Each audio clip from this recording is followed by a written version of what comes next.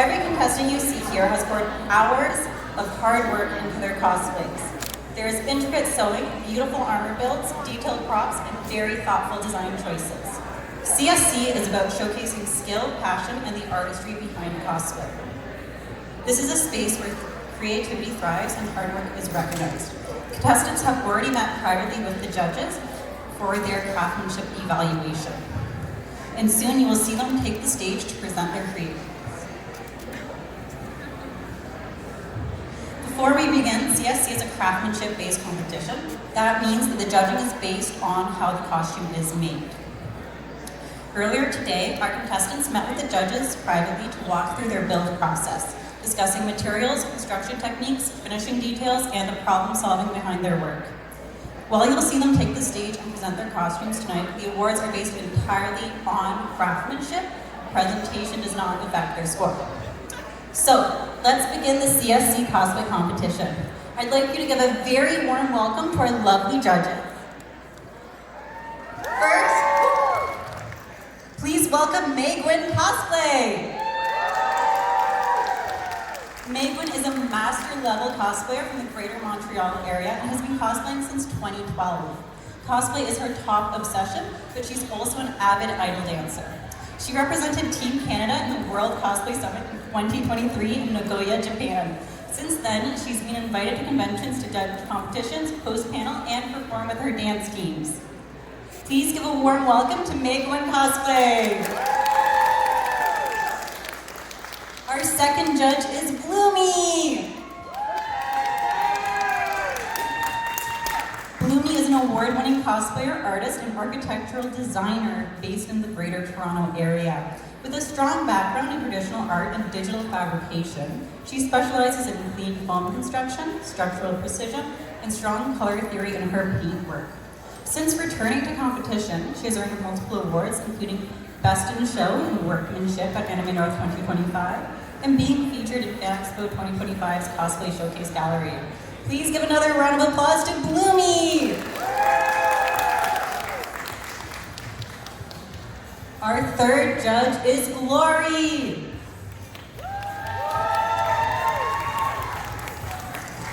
Glory is an Ontario-based cosplayer who enjoys wig making, fabricating complex props, and translating impossible video game physics into wearable garments. She applies her engineering background into her builds, 3D modeling accessories, designing oversized weapons, and incorporating electronics. And yes, she loves glowy weapons. She also blends her love of singing with cosplay by recording costume covers of video game music. Another round of applause for Glory! And last but not least, please welcome Ava. Ava is a Ottawa-based cosplayer with a passion for sewing, intricate details, and delightfully complex garment structures. They love bringing fandom to life through self-made costumes, often powered by blood, sweat, tears, and a lot of coffee. Eva has been a part of the competition community for many years, both as a competitor and an organizer. Another round of applause for our lovely judges, please. They have spent so much time reviewing each and every build up close, examining seams, structures, finishing, and every single construction detail. Now I'm going to invite my judges to take their seats, and we can begin the stage portion of the competition.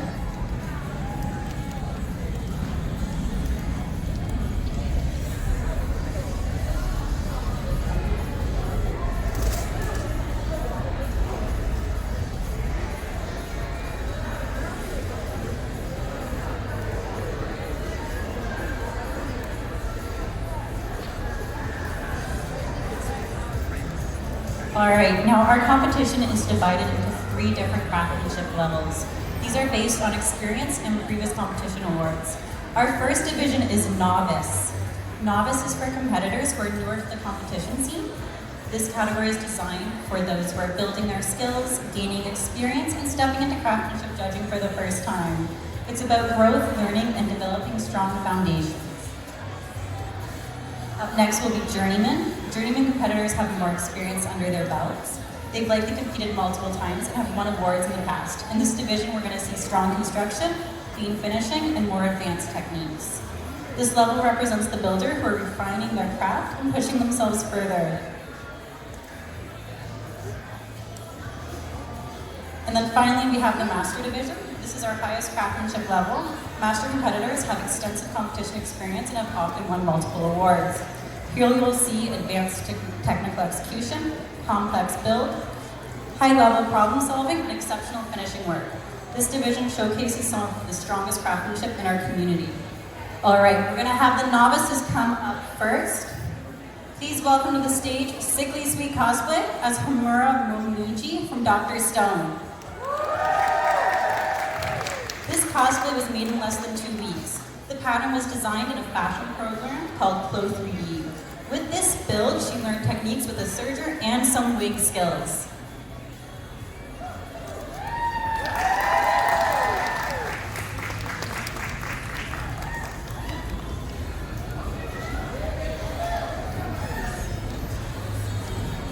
Thank you, Sickly Sweet Cosplay.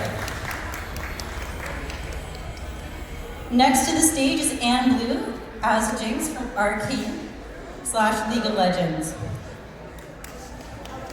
In her first ever homemade cosplay, she made the belts out of foam and leather. The wig is over 1 meter long.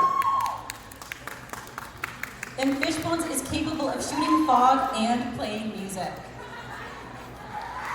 Thank you, Anne Blue. Next up is Shauna B as Miyu Aruma from Danganronpa V3 Killing Harvey. Here comes the gorgeous girl genius, Miyu Aruma. Bow down before the ultimate inventor, she loves to see it. Don't let her crass words fool you, she can make all sorts of stuff. Speaking of making stuff, Shauna put together this cosplay with skills old and new, from custom patterning to leatherwork, foam, and more. Despite cosplaying her before this time, building her up from scratch brings out her inventive side too. Now suck it, nerds! Thank you, Shauna! Next, we have Wraith Raft cosplays as Neapolitan from Ruby. This cosplay went through 2 mock-up versions before finally finding the right approach. The wig, while separate from the outfit, is a combination of 2 wigs, with the brown hair having been sewn into the wig cap. This cosplay took 4 months to make and taught her how to line clothes, create buttonholes, and how to style wigs. Thank you, Wraith Raft Cosplays! Now we have Jabroni Keeg as Freerun from Freerun Beyond Journey's End. Freerun, being an elven maid with an extremely long lifespan, moves through the world carrying centuries of memories calmly and quietly. While she boasts incredible strength, she carries herself with calm restraint. Despite her reserved exterior, she feels deeply and grapples with many memories and emotion. This build is Keeg's first entry in the competitive cosplay world and was used as a means to learn both machine sewing and helmet wig making. She fully made the wig, staff, cloak, and dress. The outfit was sewn from a pattern and consists of heavy cotton fabric and satin for the gold trim, while the staff is sculpted primarily out of a variety of foams and a broom handle. Keeg was inspired to cosplay Freerun since, much like other fans, the story's theme of grief, loss, life, and cherishing those around you resonated deeply with her. Thank you, Jabroni Keeg! Next up is Susu Ono as ODST from Halo. This build features a one-way visor, a 2-scale pistol replica, and features intensive painting techniques in order to create realistic finishing. This is his second take on this build, and it's new and improved.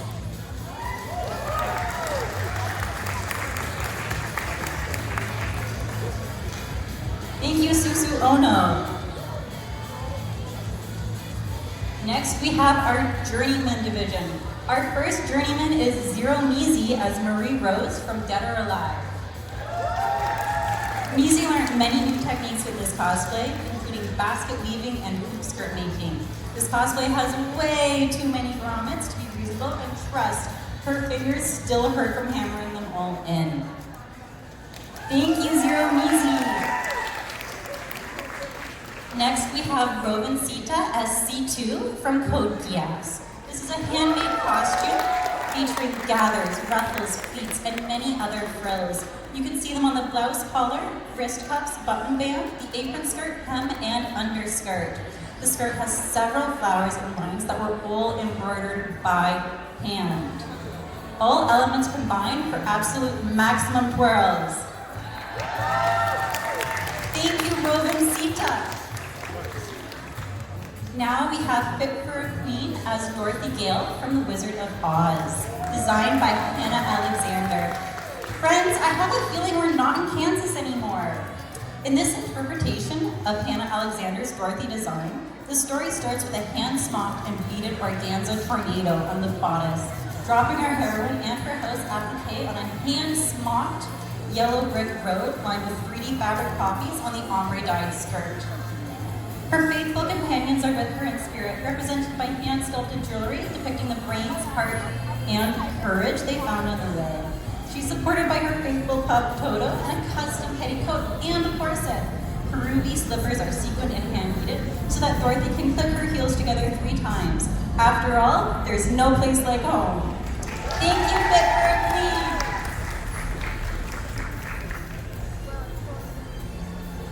Next journeyman is Nati Kos as Mizuki Date from AI The Somnium Files. Watch out as the newest Abyss agent takes to the stage.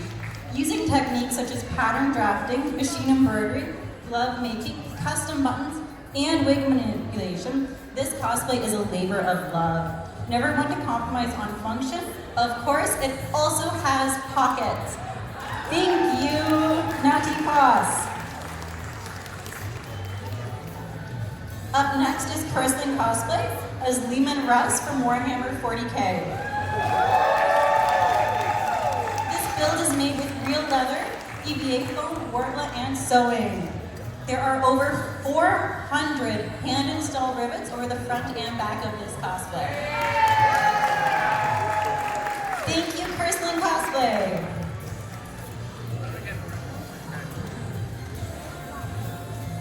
Now we have Kira Naomi as Hoshino Ai from Hoshinoko. Lies are the most exquisite love. Inspired by Hoshino Ai, this costume is designed to sparkle from every angle.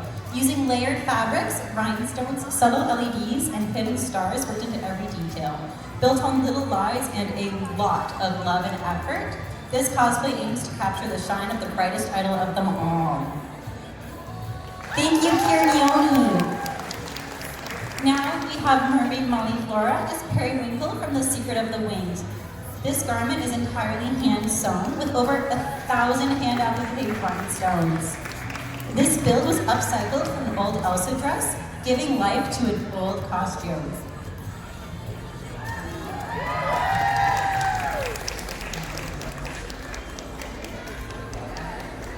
Thank you, Mermaid Molly Flora.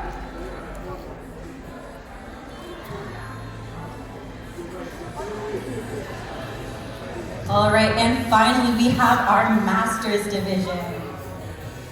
Our first Master is a fangirling cosplayer as Sonia Nevermind from Danganronpa 2. Cosplaying Sonia since 2018, Taylor has made 3 different variations of this cosplay. This new version of her cosplay was made using altered and handmade patterns. It consists of a handmade shirt that was sewn with all French seams. This dress is made from velvet with a bagged satin lining, as well as handmade accessories on the cosplay, such as the bow, corset, and bow tie, which are all hand-beaded to give the cosplay some princessy sparkle. While making her Sonya cosplay, Taylor learned new skills which are showcased in the hand embroidery with patches on her socks and dress, as well as learning to needle felt animals to create the 4 dark divas of destruction to carry with her as hand props for Sonya. Thank you, Taylor! Next up is Usa-chan as Mimi Kiriko from Perfect Blue. The pop idol Nima decides to retire from her music career to pursue acting. Little did she know she'd be stalked by a fan and fall into nightmare, losing her grip on reality.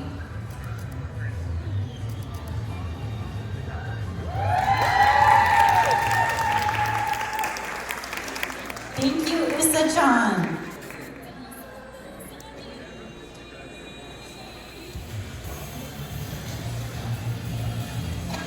Next Next up is Lulu Alamode as Lulu from Art Switch. Lulu Alamode is an International Cosplay Guild International Master. She specializes in undergarments and historical supports. She crafted Lulu from Art Switch in record time. Being a frilly cupcake is an added bonus.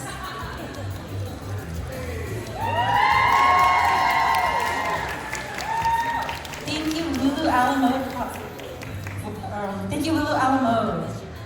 Our next master is Annie Chi Designs as Princess Zelda from The Legend of Zelda: Link to the Past. This cosplay was made as a love letter to her favorite series, while also being a chance to practice specific techniques to bring an otherwise simple design into the real world. It features self-made piping on the seams, hand-shuttled tatted lace on the collar and sleeves, self-designed panda burger on the collar, and a hand-tooled and dyed leather belt. Thank you, Annie Chi Design. Alright, and finally, we have Mage Cosplays as Annette Fantine Dominic from Fire Emblem Warriors 3 Hopes. Up next, we have another episode of The Fashions of Oakland. Former Star student, level 1 magic user, and surprisingly competent General Annette returns to the Fire Emblem roster in the totally legit, not at all cash grab sequel. This time, she's dressed in an ensemble ready to tackle the winter conditions, but with a little girlish whimsy at the same time. Who says you can't be a general and a fashion icon at the same time? This costume features wool, stretched denim, and linen to create clean colored walking with a variety of textures. It includes dead stock and clear-out fabrics, as well as those sourced from previous costumes, echoing the resourcefulness and adaptability of the character. Subtle details throughout, including top stitching on the character's signature colors, trim and beading embellishments, goldwork, and tone-on-tone HTV appliques, featuring Annette's family crest and house sigil. If her fashion doesn't cast a spell on you, the silver tone she's equipped with will. Made of foam, fabric, and set aglow with LEDs, this weapon adds a little je ne sais quoi, wind magic to Annette's look. Enemies better beware, because she's serving killer looks and damage on a battlefield near you. Alright, thank you. Can I have another round of applause for all of our contestants? Have another round of applause for our lovely judges sitting up at the front. Alright, please welcome all of our contestants back to the stage. You can be louder.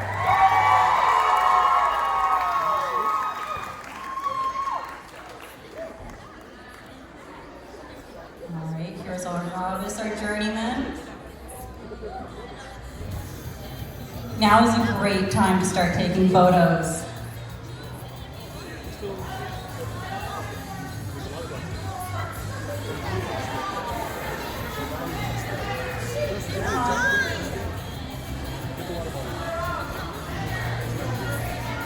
There we go. Excellent photo op here. We'll get out of the way.